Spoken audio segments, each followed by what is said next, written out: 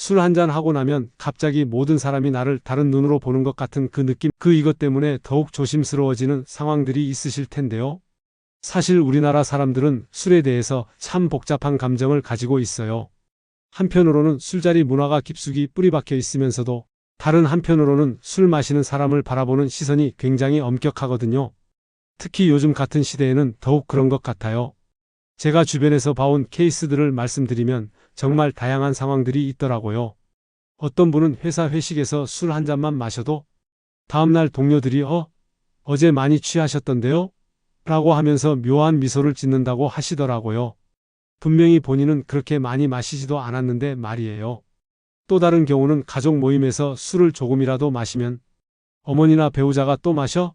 라는 표정을 짓는다고 하시는 분들도 계세요. 그 한마디가 주는 무게감이 얼마나 큰지 저도 충분히 이해가 돼요.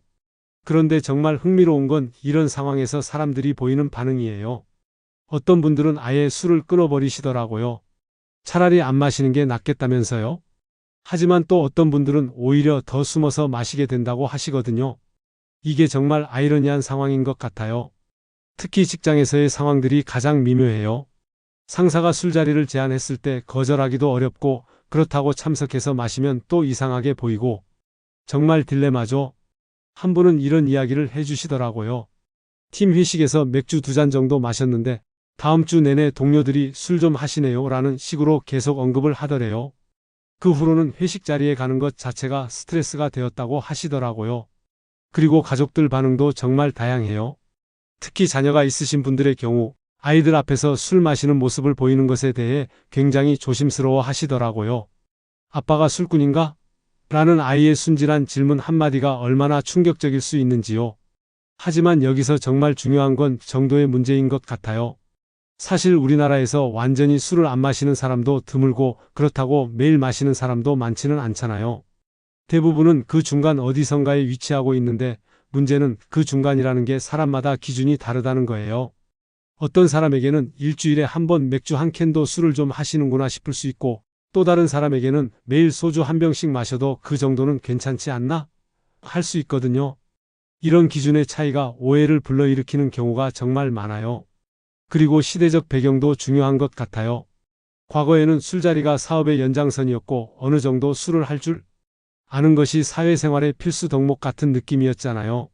하지만 요즘은 음주에 대한 인식이 많이 바뀌었어요. 건강에 대한 관심도 높아지고 술로 인한 사고나 문제들이 계속 대두되면서 사회 전체적으로 음주에 대해 더 엄격해진 것 같아요. 특히 젊은 세대들은 기성세대보다 술에 대해 훨씬 관대하지 않은 경우가 많더라고요. 한 친구는 이런 이야기를 해줬어요. 대학교 동기들과 만났는데 예전 같으면 당연히 술자리였을 상황에서 카페에서 커피를 마시자고 하더래요. 처음엔 당황했지만 나중에 생각해보니 그게 더 편하더라고 하더라고요. 하지만 동시에 또 다른 문제도 있어요. 술을 전혀 안 마시는 사람에 대한 시선도 만만치 않거든요. 왜 술을 안 마셔? 혹시 종교적인 이유야? 건강상 문제가 있어? 이런 질문들을 받으면서 오히려 더 불편해 하시는 분들도 계세요.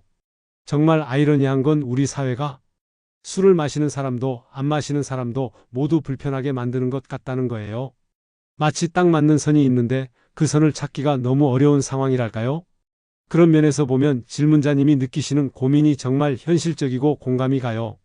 사실 대부분의 사람들이 비슷한 고민을 하고 있을 거예요. 내가 술을 너무 자주 마시나? 다른 사람들이 나를 어떻게 생각할까? 혹시 내가 알코올 의존증은 아닐까?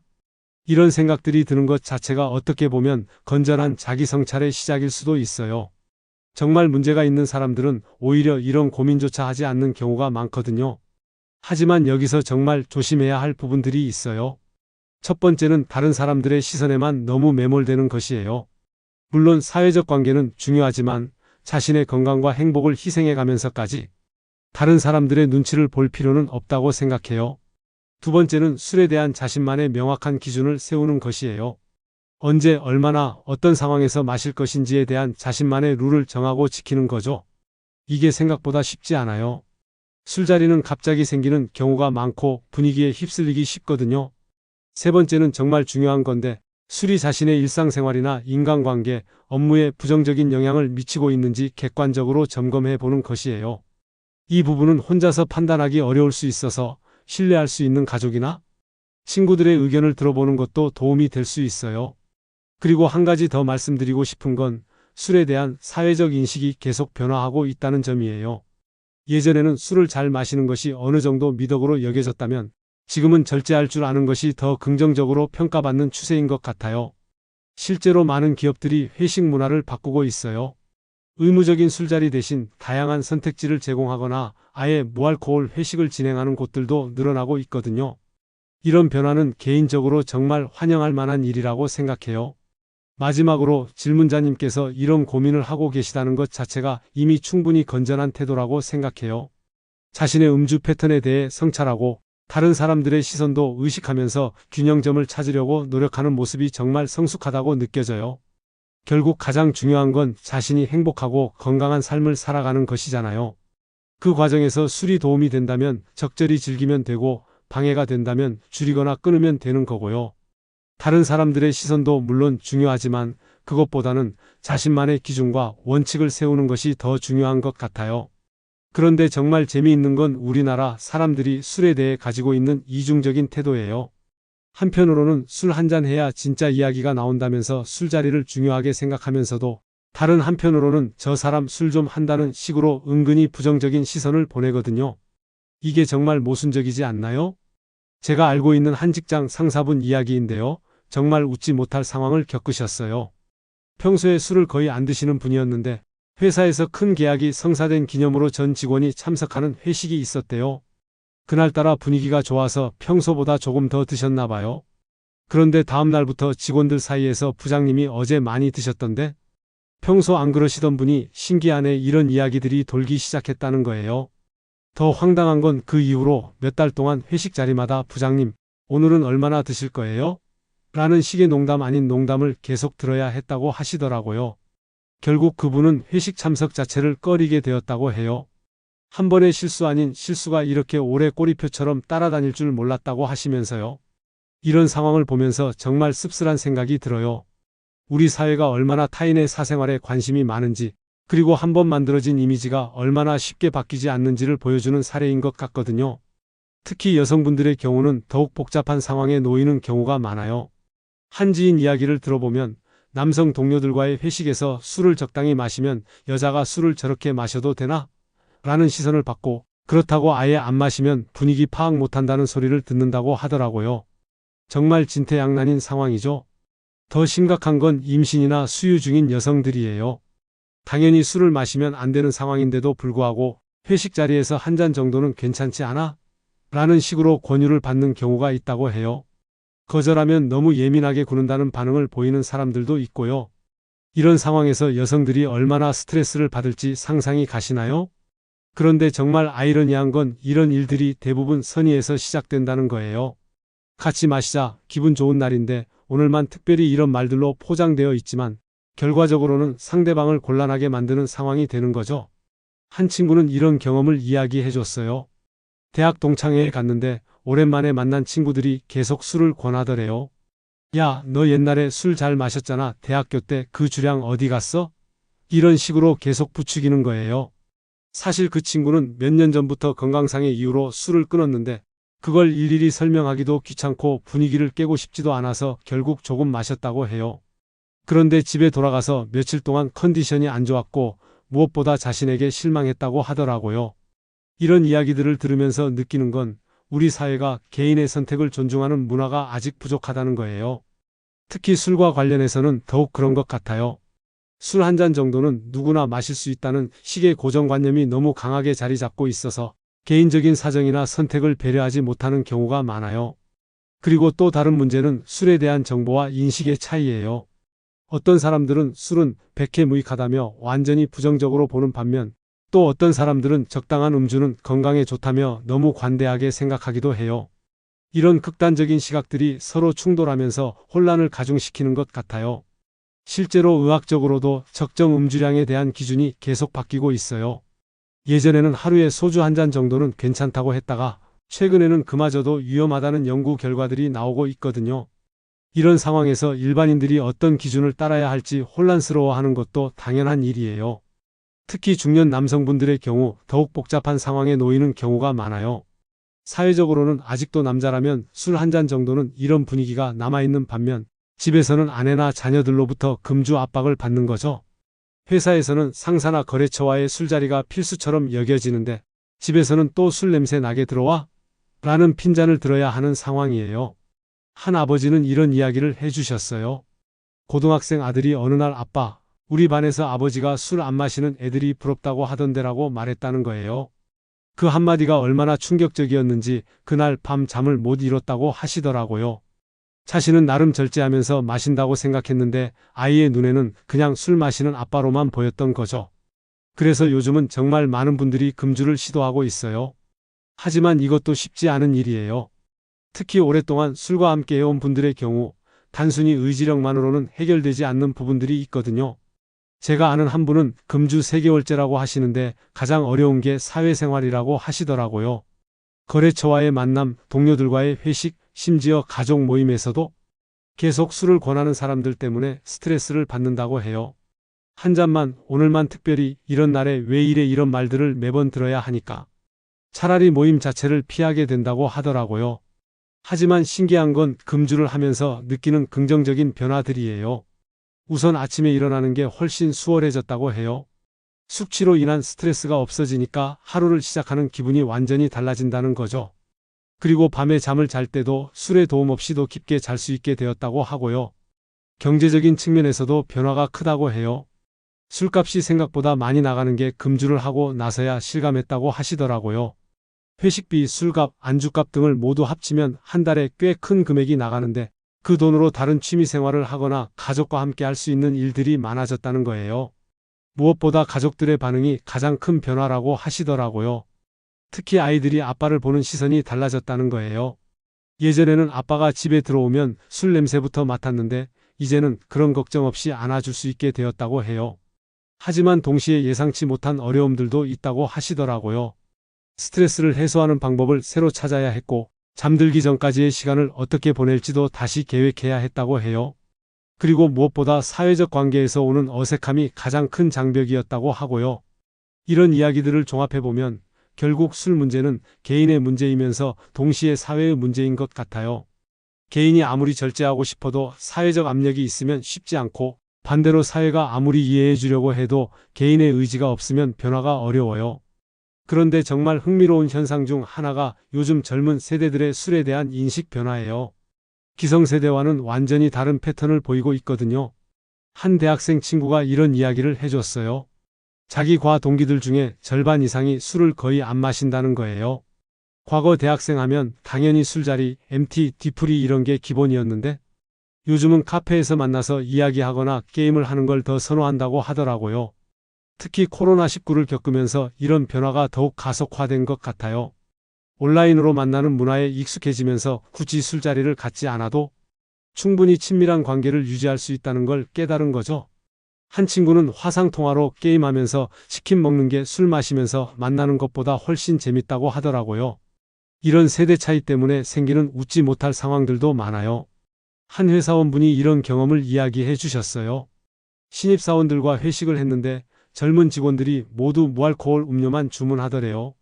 처음에는 오늘은 운전해야 해서 그런가 생각했는데 나중에 알아보니 평소에도 술을 거의 안 마신다는 거였어요. 그래서 본인도 어쩔 수 없이 무알코올로 바꿨는데 오히려 그게 더 편하더라고 하시더라고요. 하지만 이런 변화가 모든 곳에서 받아들여지는 건 아니에요. 특히 전통적인 기업 문화가 강한 곳에서는 아직도 젊은 놈들이 술도 안 마셔? 이런 반응을 보이는 경우가 있거든요. 한 신입사원은 이런 이야기를 해줬어요. 팀장이 계속 신입사원이 선배들과 술 한잔 안 하면 어떻게 정을 나누냐고 하면서 압박을 주더래요. 결국 어쩔 수 없이 마시긴 했지만 그 이후로 회사 생활이 스트레스가 되었다고 하더라고요. 이런 세대 갈등은 가정에서도 나타나요. 아버지 세대는 술 한 잔 정도는 사회생활에 필요하다고 생각하는데 자녀들은 굳이 왜 몸에 안 좋은 걸 마셔야 해? 라고 반문하는 거죠. 한 아버지는 대학생 아들과 이 문제로 대화를 나눴는데 완전히 다른 가치관을 가지고 있다는 걸 느꼈다고 하시더라고요. 그런데 여기서 정말 재미있는 건 건강에 대한 인식 변화예요. 예전에는 적당한 술은 건강에 좋다. 소주 한 잔 정도는 혈액순환에 도움된다 이런 이야기들이 당연하게 받아들여졌잖아요. 하지만 요즘은 알코올은 1급 발암물질, 안전한 음주량은 없다. 이런 정보들이 널리 퍼지면서 완전히 달라진 거예요. 특히 SNS의 영향이 크다고 생각해요. 건강 관련 정보들이 실시간으로 공유되고 개인의 경험담들도 쉽게 접할 수 있게 되었잖아요.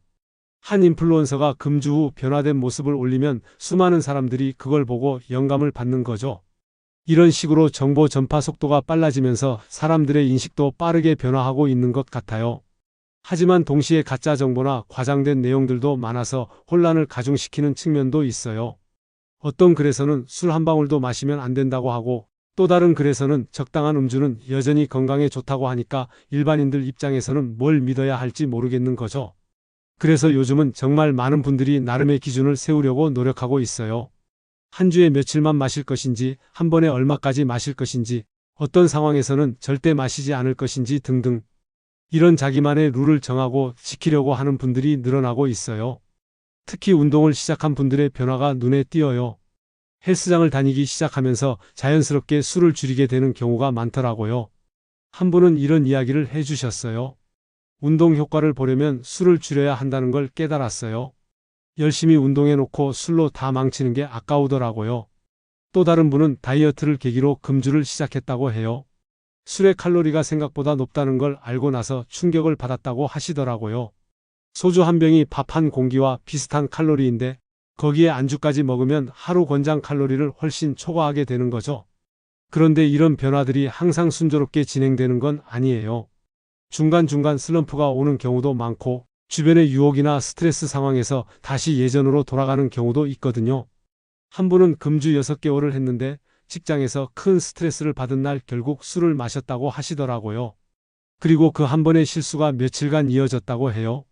이런 상황에서 가장 중요한 건 자책하지 않는 것 같아요. 실수는 누구에게나 있을 수 있는 일이고 중요한 건 다시 원래의 목표로 돌아가는 거죠. 완벽함을 추구하다가 오히려 더 큰 스트레스를 받고 포기하게 되는 경우가 많거든요.